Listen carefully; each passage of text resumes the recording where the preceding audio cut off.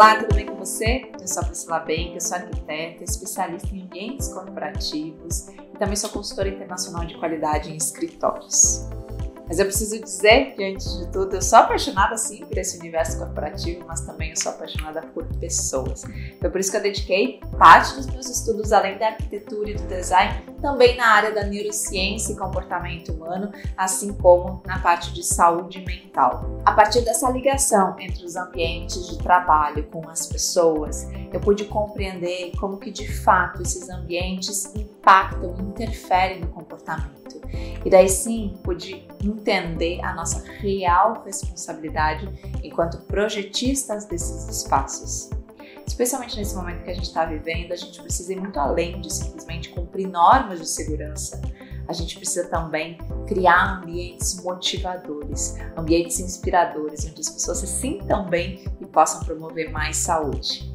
Eu acredito que para a gente desenvolver projetos mais assertivos, mais humanos mesmo, a gente precisa desenvolver duas habilidades. A primeira delas é a questão da empatia. A empatia é algo completamente humano, na verdade, mas que muitas vezes fica mais no discurso e pouco na prática. Às vezes por uma questão de ego ou de desconhecimento mesmo.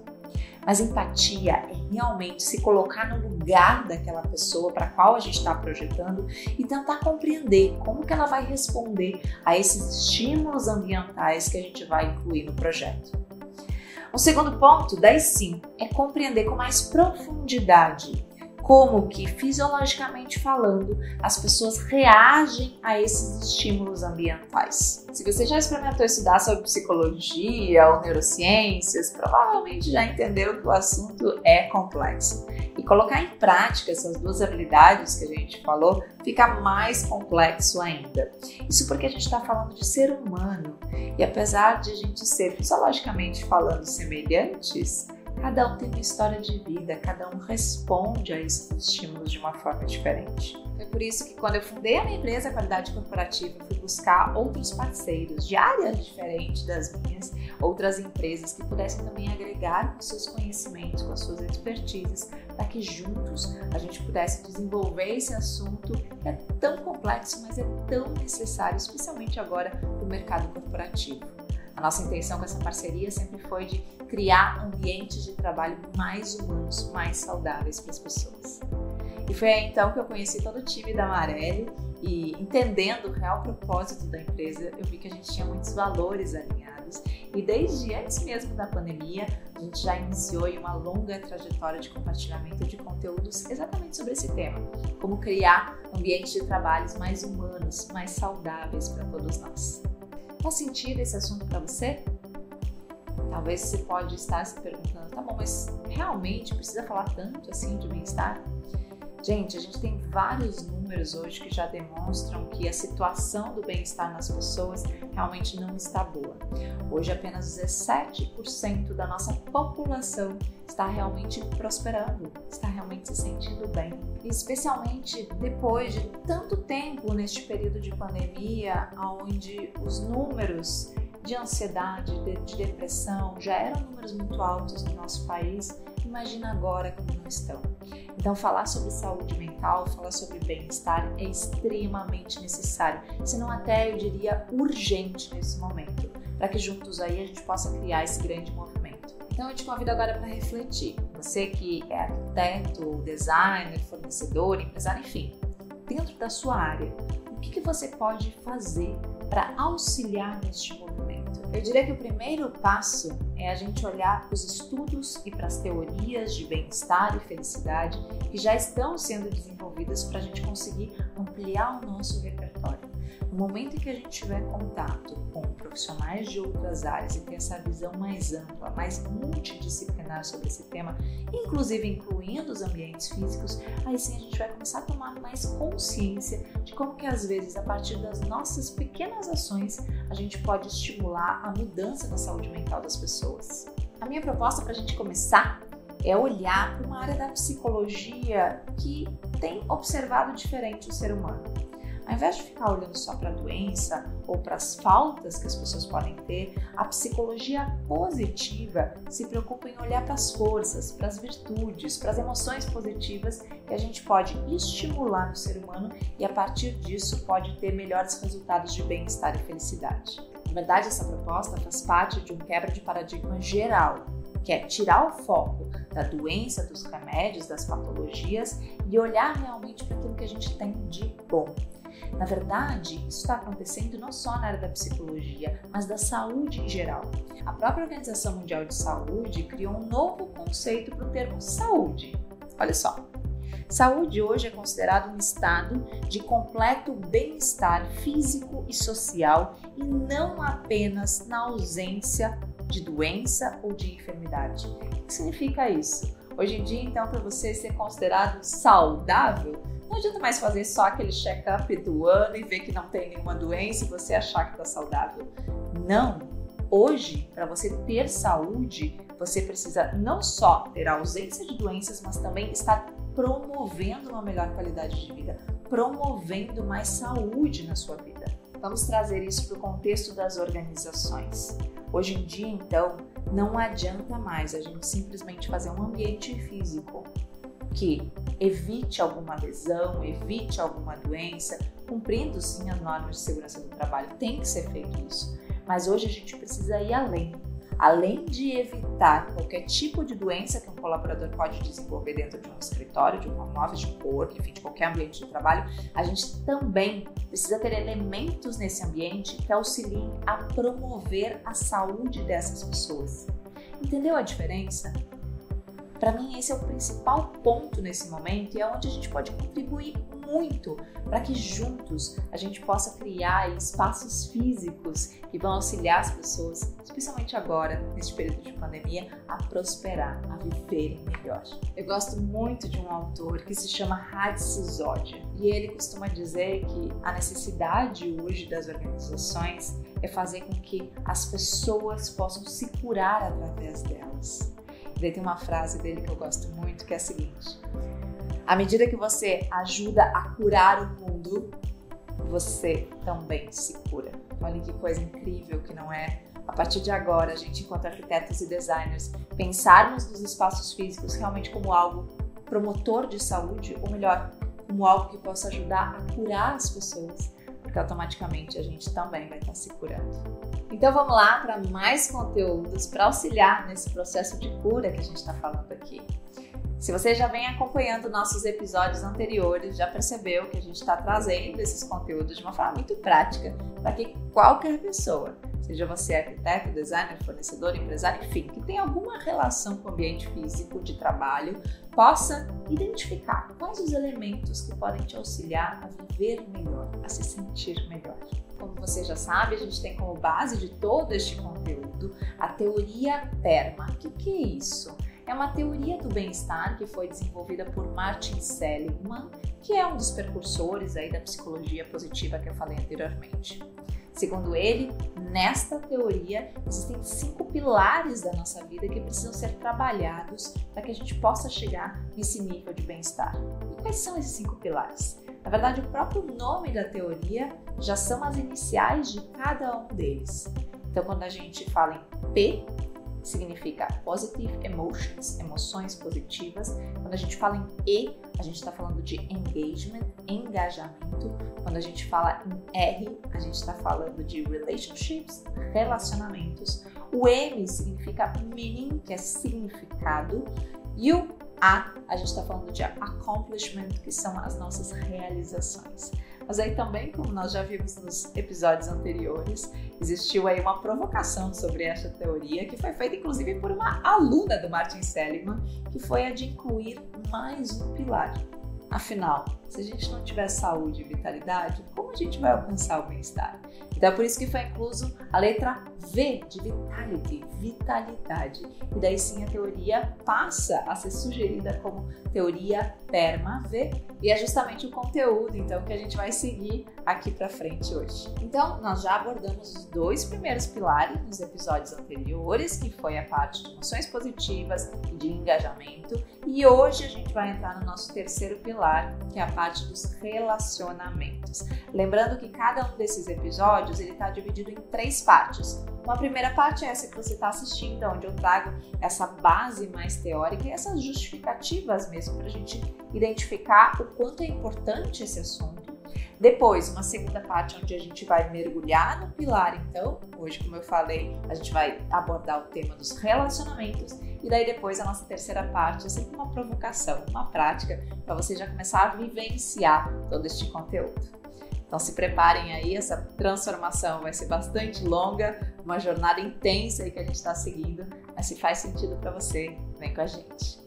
Então vamos falar de relacionamentos. Na verdade, quando a gente fala em relacionamentos, a gente está falando tanto de questão familiar, quanto de amigos, quanto de parceiros, quanto relacionamentos dentro de um ambiente de trabalho. Eu preciso começar dizendo que o ser humano ele foi feito para se relacionar. Na verdade, o ser humano ele é um ser social. A gente precisa estar em contato com outras pessoas para poder se desenvolver e se sentir bem. Talvez depois de passar por um período de isolamento social, acho que muitas pessoas se deram conta do quanto a gente tem, fisiologicamente falando mesmo, essa necessidade de estar próximo com outras pessoas. O Zoom, as videoconferências, podem até resolver a questão da interação, das conversas mesmo. Mas o contato físico é realmente importante para nós enquanto seres humanos. E na verdade isso tem a ver com a nossa própria sobrevivência, com a evolução humana. O ser humano ele só sobreviveu a esse planeta porque ele estava em grupos, construiu junto com outras pessoas. Então esses agrupamentos é o que nos facilitaram a sobreviver a tantos desafios ao longo da história. E esse aspecto de cooperação, de colaboração, é o que a gente precisa buscar, especialmente dentro das organizações, para que a gente possa cultivar relacionamentos mais saudáveis e, a partir disso, nos sentirmos melhores. Muitas pesquisas, inclusive, já demonstram que pessoas que têm relacionamentos saudáveis são pessoas que ao longo da vida se sentem melhor. Inclusive, tem um estudo muito interessante que foi desenvolvido pela Universidade de Harvard, onde se analisou mais de 70 pessoas ao longo da vida inteira. O objetivo desse estudo era tentar identificar o que faz diferença lá no final da vida. O que faz a gente ser feliz. E esse estudo, que levou 75 anos para ser feito, chegou a uma conclusão. Relacionamentos. Relacionamentos saudáveis é o que realmente é o mais importante na nossa vida. Segundo o próprio Martin Seligman, que é o autor da teoria que a gente está desenvolvendo nesses conteúdos, ele diz que existem poucas coisas que a gente pode fazer realmente sozinhos e que podem nos trazer felicidade. Se a gente traz isso para as organizações, especialmente neste momento em que está acontecendo tantas mudanças na forma de trabalhar, muitas empresas inclusive optando por um modelo do sistema híbrido, ou seja, parte do tempo o profissional estará em casa, sozinho muitas vezes, e outros momentos ele estará no escritório e daí sim trocando e interagindo com outras pessoas, é extremamente importante a gente pensar em como criar esses ambientes físicos que vão estimular essas interações e esse lado social mesmo do ser humano. Trabalhar em casa sozinho pode ter, obviamente, muitas vantagens quando a gente fala em questões de concentração, em questões de foco, mas a troca, a interação com outras pessoas, ela é extremamente importante, principalmente para a questão da criatividade. A gente tem hoje diversas pesquisas que já demonstram o quanto que a troca, e as trocas mais, às vezes, as conversas mais informais, inclusive, podem surgir aí novas ideias, inclusive solucionar problemas que às vezes sozinho a gente não conseguiria solucionar. Então, pensando agora nesses novos espaços de trabalho, nessas organizações que já estão se preparando aí para um momento pós-pandemia, onde o principal foco, a principal atividade desses escritórios vai ser reunir as pessoas. De que forma que a gente pode fazer isso de uma maneira mais efetiva, mais humana? Se a gente for pensar nas antigas salas de reuniões, onde muitas vezes eram aquelas longas mesas onde umas pessoas sentavam em frente às outras. Será que essa vai ser a melhor solução para incentivar essa interação e essa troca entre os profissionais? Ou será que podem existir outras soluções? Será que as reuniões não podem ser feitas talvez em cafés ou em espaços de descompressão ou em outros tipos de ambiente que podem deixar as pessoas mais à vontade para interagirem entre elas?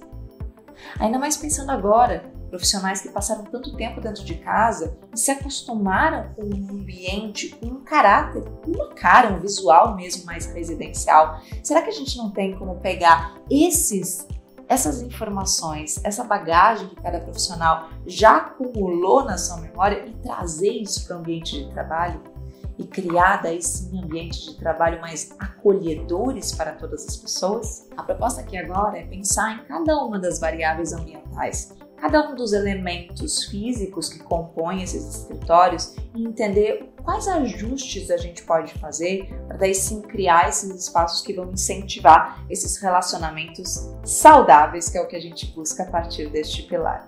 Na verdade, não sei se você sabe, mas existem estudos inclusive em relação ao formato das mesas.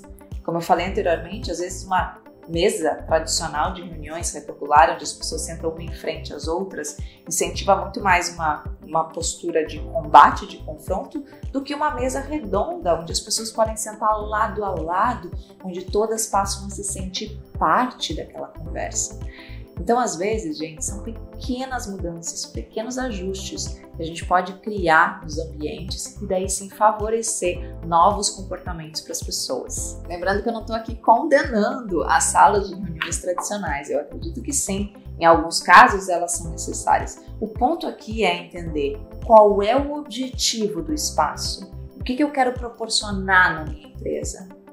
E daí, a partir disso, sim, a gente faz esses ajustes que falamos anteriormente. Então, no nosso próximo vídeo, a gente vai começar a botar a mão na massa para identificar quais são esses elementos do espaço e como que a gente pode configurar eles para criar espaços que favoreçam relacionamentos mais saudáveis. Bom, já vimos que relacionamentos é um pilar bastante importante e a gente está o tempo todo se relacionando com as pessoas.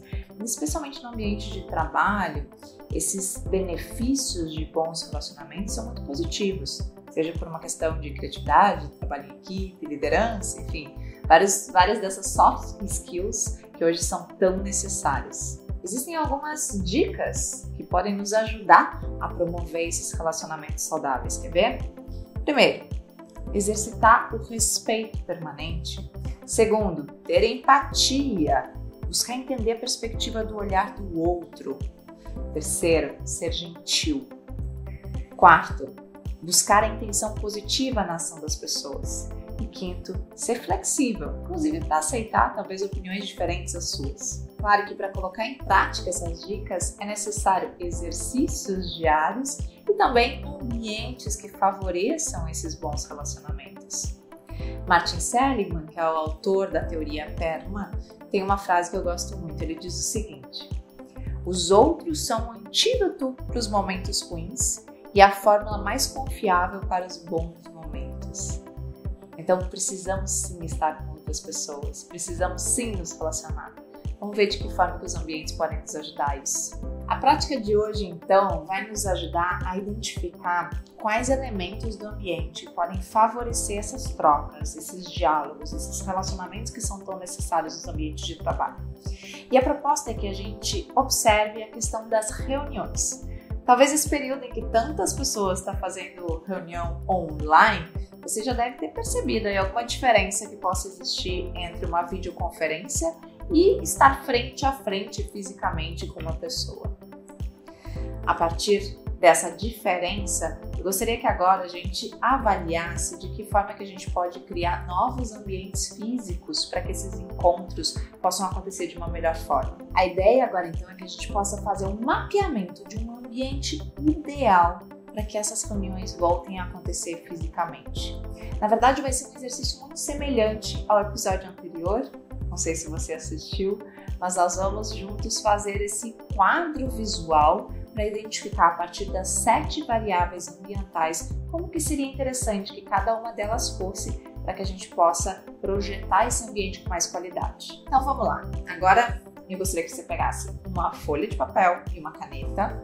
E a nossa ideia é dividir essa folha em 8 partes. Você pode fazer isso digitalmente no computador, mas eu gosto de trabalhos manuais, então sugiro que a gente possa dobrar simplesmente a folha em algumas partes, para que a gente chegue, então, depois quando ela aberta, em 8 retângulos.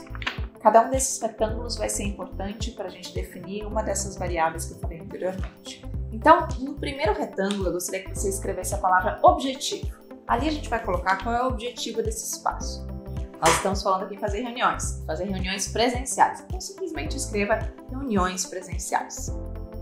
Depois, nos próximos 7 retângulos que a gente tem nessa folha, a gente vai inserir as 7 variáveis ambientais. O que é isso? Esse é um estudo que nós desenvolvemos junto com a Academia Brasileira de Neurociência e Arquitetura, a NeuroArt Academy, que são as variáveis ambientais, são aqueles elementos do ambiente onde já existe evidência científica de que de fato eles impactam no comportamento das pessoas. Então é por isso que esse mapeamento vai se basear exatamente nesses 7 pontos. Então vamos lá. Logo ao lado aqui, nesse segundo retângulo, você pode já escrever a primeira variável ambiental que a gente vai observar, que é a questão dos aromas. Aromas são os cheiros, né, que estão no espaço.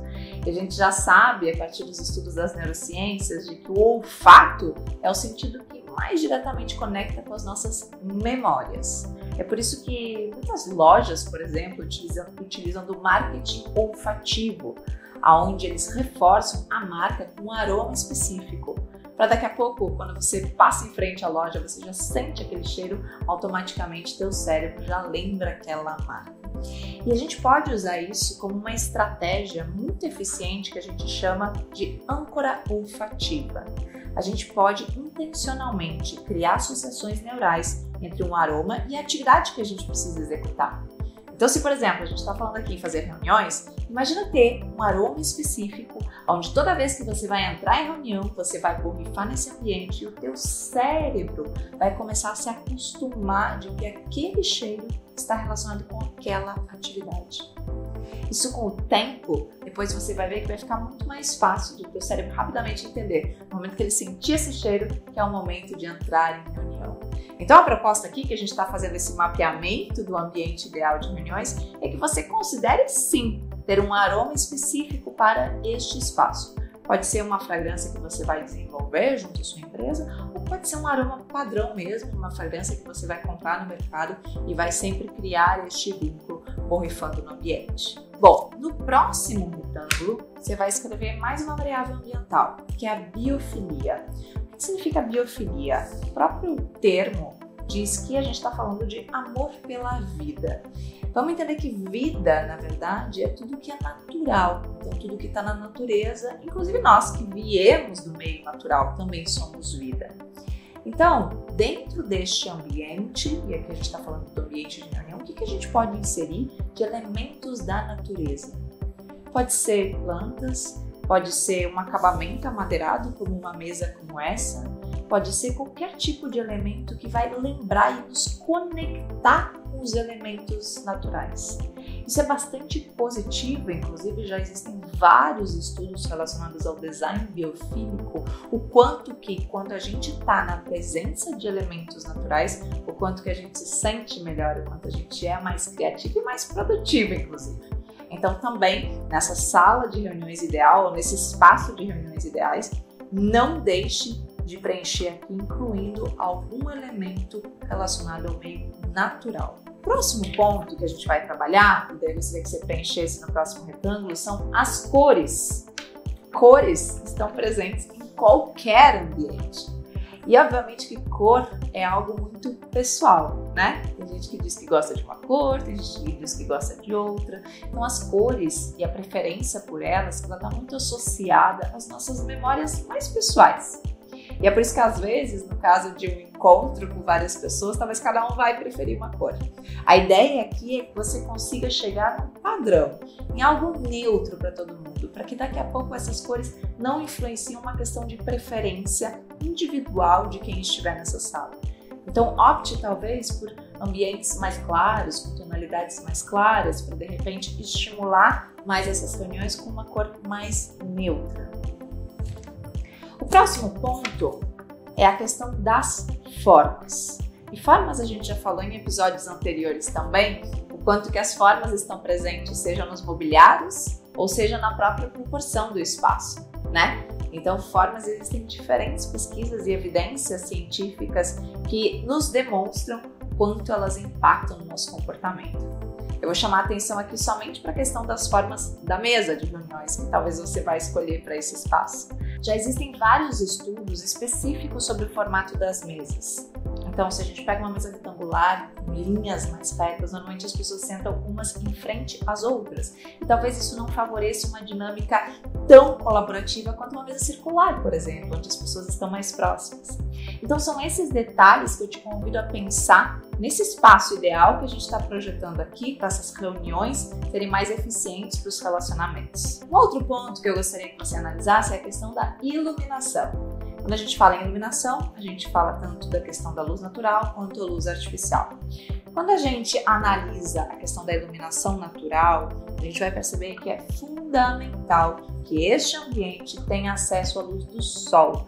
Gente, isso tem vários estudos já que demonstram o quanto é necessário a gente estar em contato com a luz do sol. Essa relação, ela impacta no nosso relógio biológico. Se a gente tem a ausência dessa luz do sol, automaticamente isso pode influenciar estados do nosso humor e nosso comportamento mesmo, e muito provavelmente vai influenciar nesses relacionamentos. Então, vamos procurar espaços que tenham acesso à luz do sol, a essa iluminação natural. Por outro lado, a gente também deve observar a questão da luz artificial desse ambiente. O que eu quero proporcionar nessa reunião?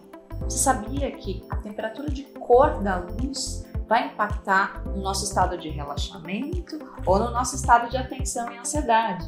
Então, se a ideia é ter uma reunião onde as pessoas se sintam mais acolhidas, mais leves, mais descontraídas mesmo, opte por uma temperatura de cor mais quente, que é aquela luz mais amarelada. Se daqui a pouco a reunião ela precisa ser uma reunião mais intensa, onde as pessoas precisam estar mais ativas, aí sim, opte por uma temperatura de cor mais branca, que a gente chama, que é uma temperatura de cor mais alta. O próximo ponto para analisar aqui nesse nosso mapeamento é a questão da personalização. O que significa isso? O quanto que esse espaço ele é funcional para as pessoas que estarão lá. E por isso que é importante a gente analisar o tipo de atividade que vai ser executada nessa reunião. Então vai precisar de um projetor, ou daqui a pouco vai precisar de um painel para apresentar algo manualmente. Como vai ser a dinâmica dessa reunião? E daí, a partir disso, investigue todos os aspectos, todos os detalhes para que tudo funcione conforme deve ser. As questões da ergonomia também não podem ser esquecidas. É por isso que considerar uma boa cadeira, dependendo do tempo da reunião, é fundamental para o conforto dessas pessoas. De que forma que elas vão se relacionar bem se daqui a pouco elas estão sentadas num lugar inadequado e que daqui a pouco vai gerar algum tipo de desconforto. E por fim, a última variável, na verdade, que não é menos importante, todas elas têm igual importância, é a questão dos sons. Quando a gente fala de sons, a gente está falando tanto de ruídos, que não são tão positivos, quanto de sons positivos, que pode ser uma música. Mas óbvio que tudo vai depender, de novo, do objetivo desta reunião. Então, se é uma reunião que não pode ter distrações, opte por um conforto acústico, de que forma que a gente consegue isolar esses ruídos para que não entre nesse espaço. Ou então, se é algo mais descontraído e acha que inclusive uma música pode ajudar a favorecer esse aspecto, invista numa música ambiente também, que pode ser interessante. Bom, fizemos uma análise aqui das 7 variáveis ambientais para esse ambiente que simulamos aqui de reuniões presenciais nessa retomada dos escritórios, mas claro que cada um tem um objetivo e eu te convido a preencher também com as suas percepções cada uma dessas variáveis para daí sim criar esses ambientes mais saudáveis que vão estimular esses relacionamentos. Concluímos aqui mais um pilar da teoria PERMA, identificando de que forma que o ambiente físico pode nos auxiliar a ter relacionamentos melhores também no meio profissional.